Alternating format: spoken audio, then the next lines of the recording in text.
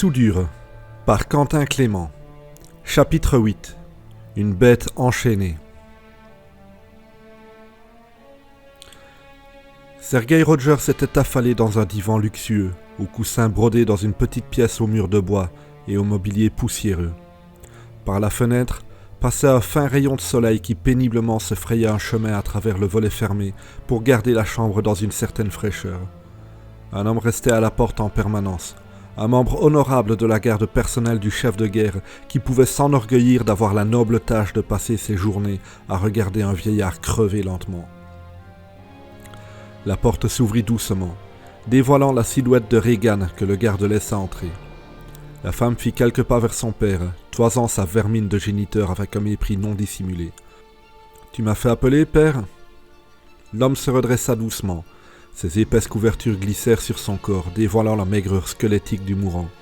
« Oui, » souffla-t-il. « Tu es rentrée victorieuse d'un combat où tous espéraient te voir mourir. On m'a dit que Moussa Moulenga t'offrait son soutien. »« Les guerriers prennent ce qu'ils veulent, » répondit Regan. « Moi, je veux soudure. » Le vieillard ricana. Assez rapidement, ce rire se transforma en une quinte de toux que sa fille observait avec dédain. « Je me souviens de toi, enfant, » raconta le père. « Une gamine pleurnicharde à peine bonne à servir aux guerriers. Il m'a fallu t'endurcir.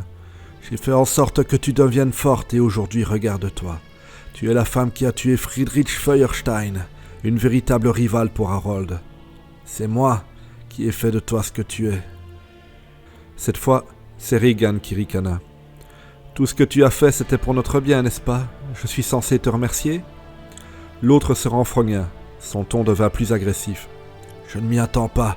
Je n'ai jamais rien reçu de toi à part de l'ingratitude. Et tu te tiens devant moi, Sergei Rogers, le chef de guerre de soudure, à envier le trône de l'Empire que j'ai conquis.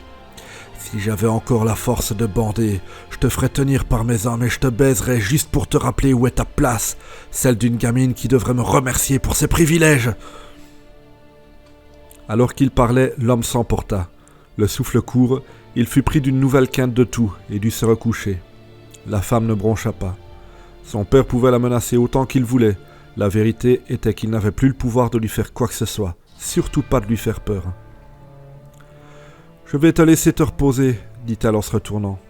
« Fais donc, ma fille, » répondit l'homme. « Tu n'imagines pas à quel point crever peut être fatigant. » Regan sortit de la chambre et rejoignit le couloir où Lucas l'attendait. La femme semblait sur les nerfs, ce qui surprit son amant. Habituellement, après avoir vu son père, elle restait neutre et impassible, affichant un désintérêt absolu pour tout ce que pouvait faire ou dire cet homme qu'elle méprisait plus que tout. Mais cette fois, elle marchait vite, une tension palpable dans chacun de ses mouvements, jusque dans son regard qui embrasait son visage de colère. Elle approcha de Lucas et observa les alentours. Personne ne pouvait les entendre. « Que se passe-t-il » demanda le blond. « Son état empire, on va manquer de temps. On n'a pas encore assez de soutien. Il va falloir accélérer les choses et s'assurer que nos pions ne vont pas retourner leur veste. » Regan marqua une pause, vérifiant une fois de plus qu'aucune oreille indiscrète ne traînait. « Il a admis qu'il ne bandait plus, » ajouta-t-elle finalement. « Et alors ?» reprit Lucas. « Dans son état, le contraire serait bizarre. »« Il l'a admis, » répéta-t-elle. « Je connais cet enculé. S'il parle d'une faiblesse pareille, imagine ce qu'il ne dit pas. Va me chercher, point serré. »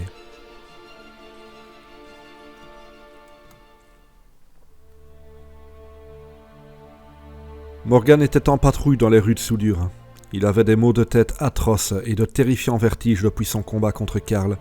Aussi avançait-il doucement, en faisant régulièrement des pauses. Lucas l'avait retrouvé assez facilement et lui avait ordonné de le suivre voir Regan.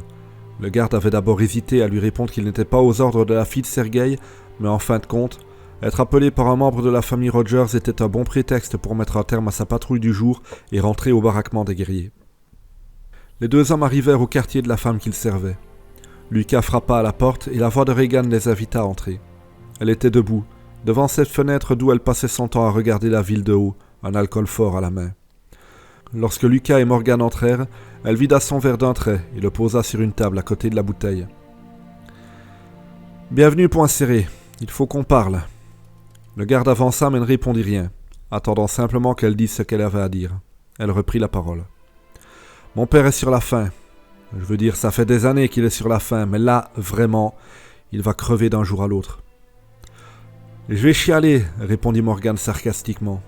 Il n'avait aucune amitié pour un homme comme Sergei Rogers et savait très bien que sa propre fille n'en avait pas plus.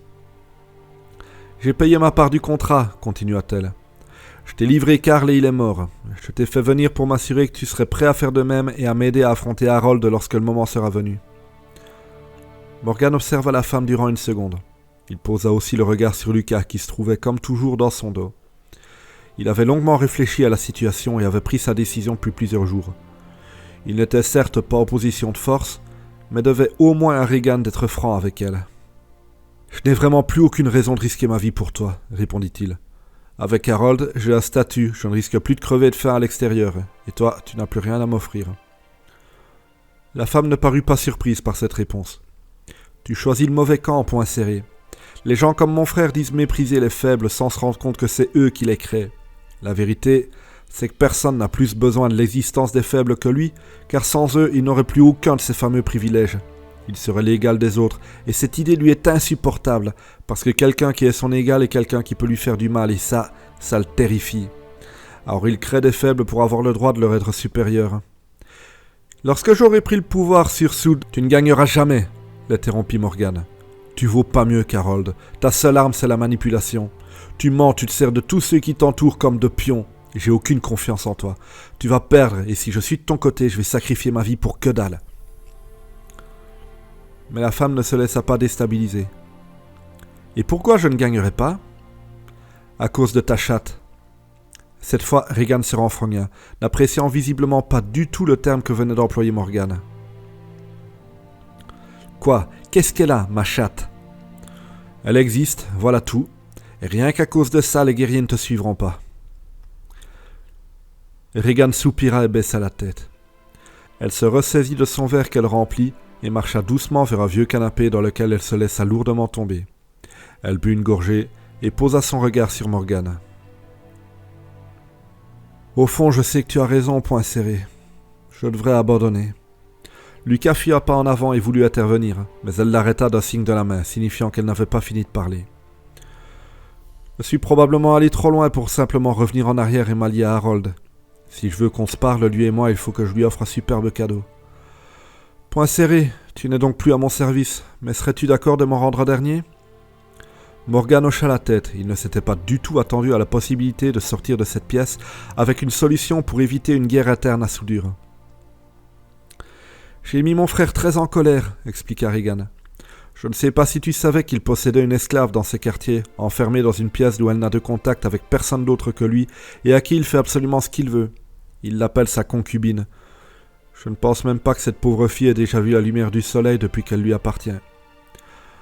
Lorsque je suis rentrée victorieuse, il a passé ses nerfs sur elle. Il l'a battue à mort.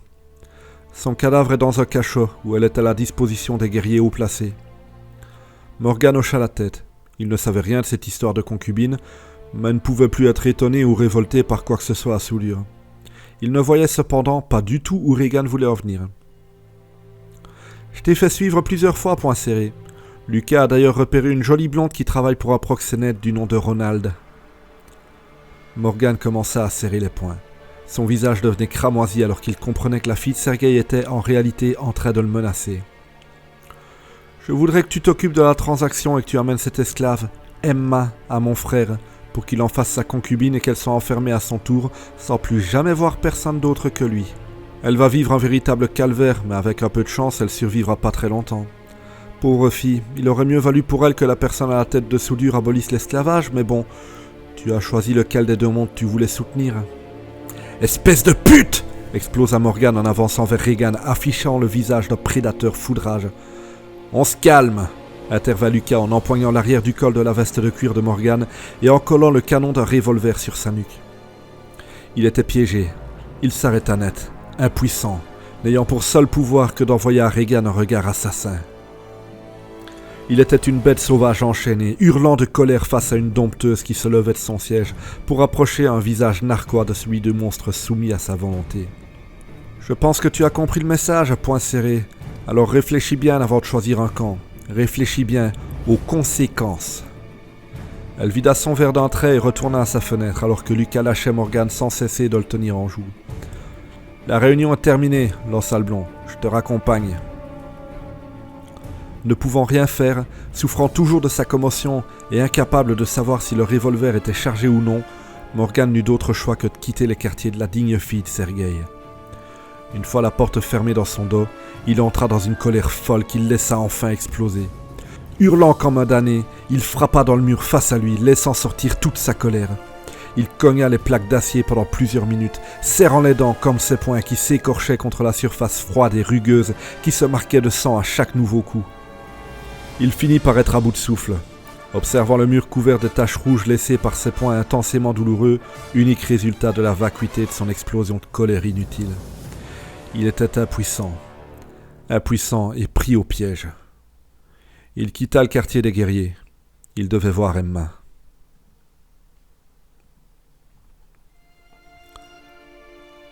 La prostituée reprenait doucement son souffle aux côtés de son unique client régulier. Quelque chose avait changé cette fois. Poincaré n'avait jamais été du genre tendre, mais lors de ce rapport il s'était montré plus brutal que d'habitude. Elle en avait déjà vu, avant lui, des hommes relativement corrects qui changeaient du tout au tout une fois entrés dans le quartier des guerriers. Certainement une façade. Comme n'importe quel esclave, forcé de montrer un visage respectueux jusqu'au jour où ils n'ont plus à faire semblant et jouissent de leur pouvoir comme le faisait leur maître avant ça. C'était la nature de l'homme. Mais elle appréciait Poincaré. C'était un bon client et il avait une belle histoire. Ce changement d'attitude l'inquiétait. « Tu vas devenir un homme important, Poincaré, risqua-t-elle. Il posa un regard interrogateur sur elle. « Tu es devenu un guerrier, tu as participé à la bataille contre Charbonnage, tu fais partie de la mission qui a découvert leur planque, sauver la vie de la fille de Sergueï. Tu sais, les gens parlent de plus en plus de toi, le condamné à mort pas loin d'être un héros de guerre. » Elle espérait qu'il la réconforte, qu'il lui dise qu'il ne l'oublierait pas et aurait toujours besoin d'elle pour le guider dans le dédale qui était soudure, comme à son arrivée à l'époque où il n'était même pas un visage dans la foule, juste un mort en sursis. Mais son cœur se glaça, pétrifié d'effroi, lorsqu'elle reçut la réponse de l'homme. « J'ai réfléchi, Emma. Je pense que je devrais t'acheter. » Elle se redressa, stupéfaite. « M'acheter ? N'était-elle rien de plus qu'un produit sur une étale pour lui ? » « Eh bien oui, acquiesça le guerrier. Ronald se plaint que tu lui rapportes pas assez, j'ai assez de ferraille pour lui payer ta valeur. »« Ma valeur, répéta-t-elle encore. Elle se sentait blessée, rabaissée à sa condition d'esclave qu'elle avait depuis longtemps acceptée. Pourtant, elle avait cru, à une époque pas si lointaine, que lui la considérait différemment. Mais le quartier des guerriers corrompait tous ceux qui passaient sa porte. Un instant de silence passa. Morgane, comprenant que l'idée ne plaisait pas à la prostituée, présenta ses arguments. « T'aurais plus accepté de te faire engueuler comme de la merde par ce porc de Ronald. Tu mangerais à ta faim, tu devrais plus passer tes journées à baiser avec n'importe qui. »« Mais juste avec toi, le coupa-t-elle. » Un nouveau moment de silence. Poincaré finit par reprendre la parole, d'un ton plus impatient cette fois. « Ça te plaît de devoir être le jouet au service de quiconque paye Ronald ? » « C'est pas pire que d'être le jouet au service d'un seul homme qui me possède, répliqua-t-elle. Mais que vaut mon opinion ? Tu es Poincaré, le célèbre guerrier. Tu feras ce que tu veux. M'acheter, me prêter, me revendre, ou me tuer. » Elle se leva en vitesse, sa voix tremblait. Une fois debout, elle se mit en face de l'homme qui restait couché, la regardant sans comprendre avec un regard bovin. « J'avais raison, conclut-elle. Tu es bel et bien devenu un homme important. » Elle quitta la pièce sans attendre, blessée comme jamais elle ne l'avait été auparavant. Morgane se releva finalement. Il s'approcha de la fenêtre et observa Emma s'éloigner doucement de chez Irma. Pourquoi n'avait-elle pas été foutue de comprendre qu'il voulait juste la mettre en sécurité ? Dans un geste de rage, il frappa le cadre de fenêtre du plat de sa main. Il serrait les dents alors que des larmes montaient à ses yeux. Regan avait raison. Soudure était un tas de merde et il haïssait chacun de ses putains d'habitants. Guerriers, marchands, esclaves, ils ne valaient pas mieux les uns que les autres. Il vit le chat errant à qui il avait déjà offert un peu de nourriture marcher sur les toits de la ville. Pauvre animal qui ne cherchait qu'un peu de chaleur et de quoi manger. Il se souvint avec mélancolie du jour où il l'avait attiré dans sa chambre pour lui donner de la viande séchée. Emma était avec lui. Il se souvint avec mélancolie de cette époque si proche et si lointaine où il cherchait juste la vengeance et n'avait pas à se soucier de quoi ou de qui que ce soit. Il finit par quitter les lieux à son tour. Il reprit la route du quartier des guerriers et se fit bien vite accoster par des hommes d'Harold. « Point serré !» l'interpellèrent-ils. « Quoi ? Tu viens avec nous, le chef veut te voir. » Il leur répondit d'un signe de tête et prit leur suite. « Putain, mais qu'est-ce qu'ils ont tous à vouloir me parler aujourd'hui ?»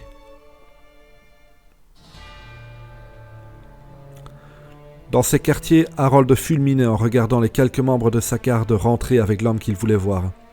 Les choses semblaient lui échapper et il ne le supportait pas.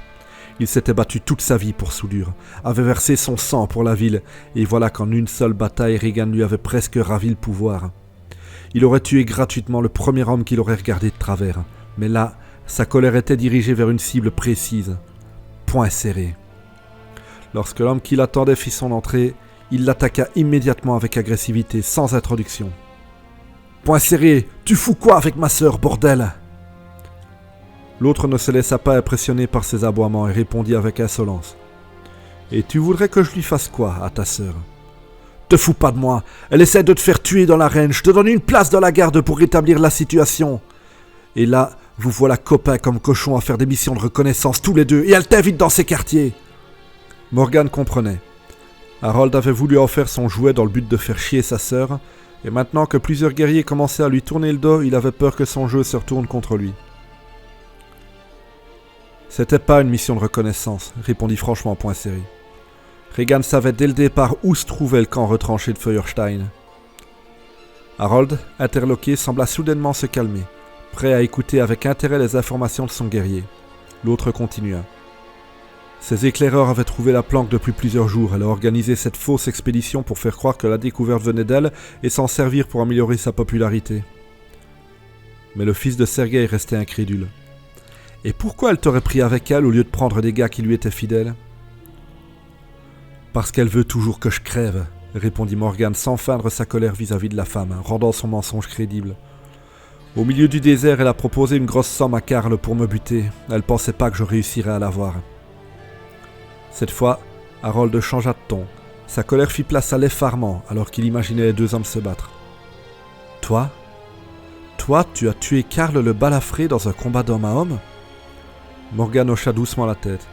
« On est rentré au camp, mais elle voulait pas que je reste, alors elle m'a fait renvoyer à Soudure. Par chance, le mensonge était suffisamment teinté de vérité pour que le fils de Sergueï le croie. »« Tu as buté Karl, » répéta-t-il, incrédule. « Tu es méchamment plus dangereux que ce que tu en as l'air. »« Je sais, » répondit Morgan. « C'est pour ça que je ne perds jamais un combat. » L'autre ricana. Il était apaisé désormais. « Mais du coup, si elle a essayé de te faire tuer, pourquoi tu es rentré avec elle au lieu de lui ouvrir le bide dans le désert ?»« Sergueï m'aurait fait dépecer si j'étais revenu sans elle, » répondit le garde. « Je sais que tant qu'il vivra, personne ne pourra toucher sa fille. » Harold sourit. Il approcha de Point serré et posa une main amicale sur son épaule. « Tu sais, Soudure a besoin des guerriers pour fonctionner. Regan veut mettre des armes entre les mains des fermiers et des esclaves pour les faire jouer à la guerre. Des gens qui n'ont pas la violence dans les veines comme toi et moi. Et qu'on va envoyer crever contre charbonnage. Il va se passer quoi quand Regan aura fait tuer tous les fermiers dont dépend Soudure ? Tout ce qu'elle fait, ce n'est que complot et machination. On peut pas faire confiance à quelqu'un d'aussi hypocrite et sournois. Ma sœur est une manipulatrice. » « Je sais, » acquiesça Morgan. L'autre retira sa main et recula de quelques pas avant d'écarter les bras dans un mouvement presque théâtral. « Je peux faire de toi un héros, Point serré. Nous dirons à tous que Regan Rogers a menti et n'a pas trouvé le camp fortifié, qu'elle a tenté de faire tuer l'un de nos guerriers par un autre pour ne pas se salir les mains elle-même. Nous dirons à tous que le puissant Point serré a vaincu Karl le balafré et empêché l'une des machinations de ma sœur. » Il baissa les bras et pointa du doigt le guerrier qui l'écoutait attentivement. « En récompense, je te nommerai chef de la garde. Tu auras plus de ferraille et de privilèges que tu as jamais espéré en avoir. Tu baiseras qui tu veux et les gardes passeront n'importe qui à tabac sur ton ordre. Et lorsque mon père crèvera enfin, tu seras à mes côtés pour affronter les fidèles de ma sœur. » Morgan avança vers Harold, plongeant dans les yeux du fils de Sergueï un regard dur et déterminé. « Lorsque le moment sera venu, je t'apporterai la tête de Regan sur un putain de plateau. » Fin du chapitre 8. Merci à tous d'avoir suivi cette vidéo, n'oubliez pas que si vous avez envie d'acheter ce jeu, vous soutiendrez ma chaîne en utilisant mon lien MMOGA en description, mais je vous invite surtout à commenter, laisser un pouce levé et à partager ma vidéo si elle vous a plu. Vous pouvez aussi mettre la cloche pour ne pas rater ma prochaine sortie, et aussi vous abonner en cliquant juste ici. Retrouvez aussi une autre de mes séries narratives ici, et c'est tout, c'était Quentin Clément, et le vaisseau de Kuntain peut reprendre sa route vers de nouvelles aventures narratives. À la prochaine.